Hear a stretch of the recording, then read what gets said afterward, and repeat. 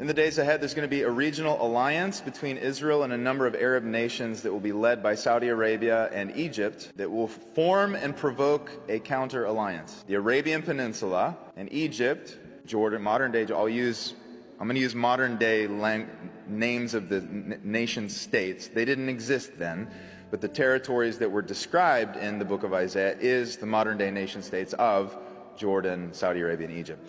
These nations are going to form an alliance with Israel. It will be Saudi-led. This alliance, Egypt has been in a peace agreement with Israel for decades, led the way. Jordan has been in a peace agreement with Israel. They already have diplomatic, economic, they have great relationships. You see on the news all the stuff, but at the end of the day, there's deep coordination between these countries. The connection between the Israelis and the Egyptians and the Jordanians is a very, very strong relationship. The Saudi relationship is very strong behind the scenes, and it's going to become very public in the days ahead.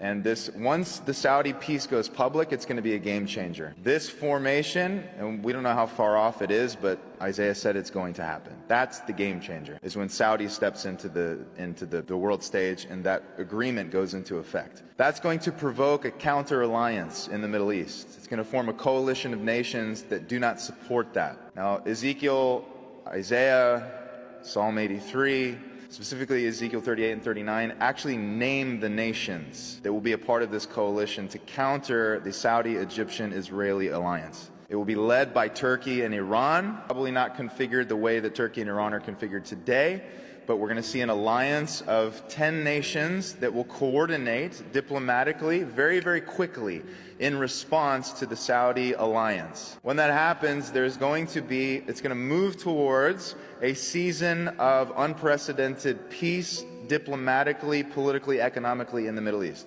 There might be or multiple military conflicts before then to set the context for it. I assume there will be a big one soon that will realign the equilibrium of the region and set the context for the alliance to take place. There will be peace agreement between the Israeli-Saudi bloc, and let's call it the Turkish-Iranian bloc. And the Saudi-Egyptian-Israeli alliance will provoke very interesting things in the neighboring countries, both positively and negatively. It will be heralded as a new era of human history. And many things about it will be very, very amazing. There's economic relationship, there's tourism, there's all kinds of stuff. Something like that kind of regional shift is going to take place in the days ahead. I don't know how far out it is, but it will happen. This 10-nation coalition will form. When the coalition forms, a peace agreement will form between the two blocs, these two main parties, the Israel Alliance and the one that is not aligned with Israel. That peace agreement will be broken. When the peace agreement is broken, there will be 42 months of military conflict, specifically 1,260 days to be precise, of the most brutal season of history for both the Jewish people, the land of Israel, and the nations of the earth. It will be kicked off when this peace agreement is violated. Ezekiel says that this peace agreement will be violated from the north side of Israel.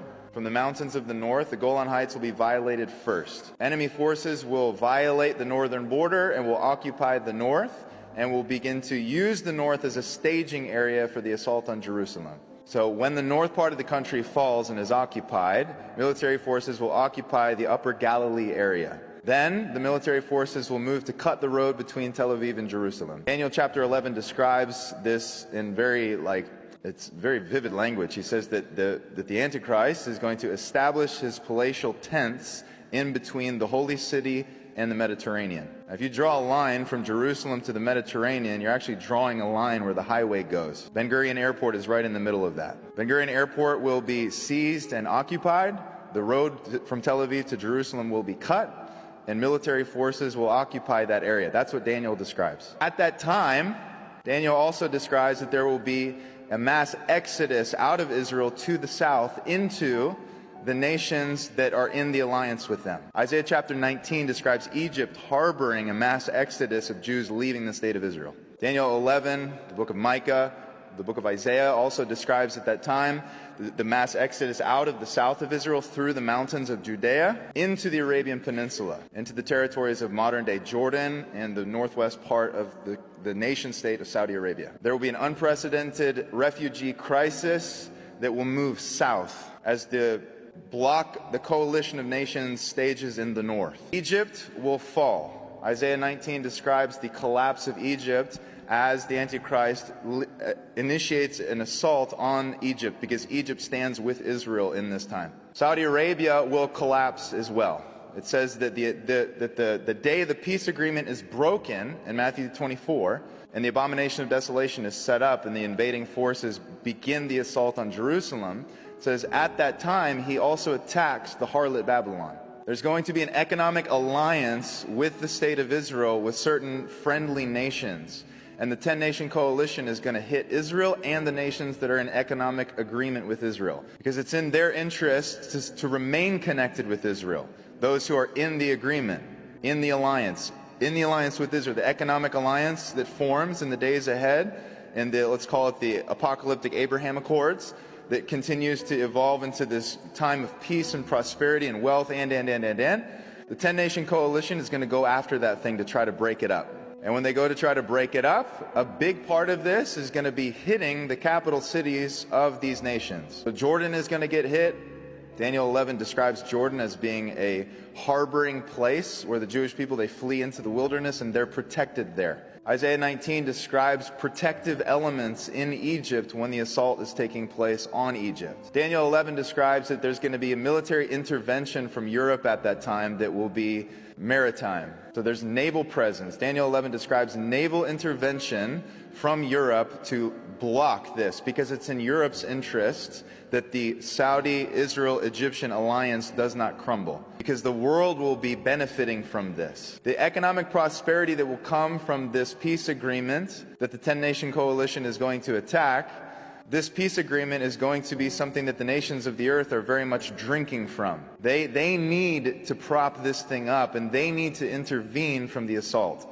That intervention will fail, Daniel describes. We have this idea that the Antichrist is sort of this invincible guy that everyone worships and adores, and the whole world goes, hey, that guy's great, let's follow the Antichrist. That's not how the Bible describes the man of sin. It describes a very normal political situation like we've seen in human history. A man rises, coalitions are formed, an invasion of a specific territory kicks things off, and then everyone picks their sides, and then it turns into a regional bar fight. That's what's going to happen when the Antichrist attacks the Israeli-Saudi-Egyptian alliance. Everyone's going to pick a side, and it's not going to be the sort of thing where in Revelation when it says the whole world worships the beast, don't take that phrase to mean, the Fijians are watching CNN going like, yeah, totally, we should worship that guy. It doesn't mean that everyone in the world is going to bow down and go, we love the Antichrist. He's going to be met with fierce resistance. Daniel chapter 11 and Daniel chapter 12 describe the frustration in his heart because his attack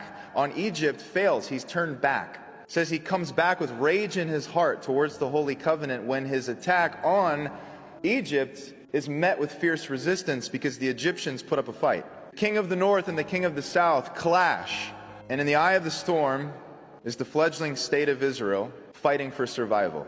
Zechariah 14 describes the division of the city of Jerusalem into two parts. Read Zechariah 14, it's very heavy. Half of the city will be divided, half of the city will be deported, half of the city will remain, it says. Jerusalem will be divided, Jerusalem will be occupied. There will be a resistance force that remains in Jerusalem up until the end, but it will collapse at the very end. 3 days before the end, to be precise.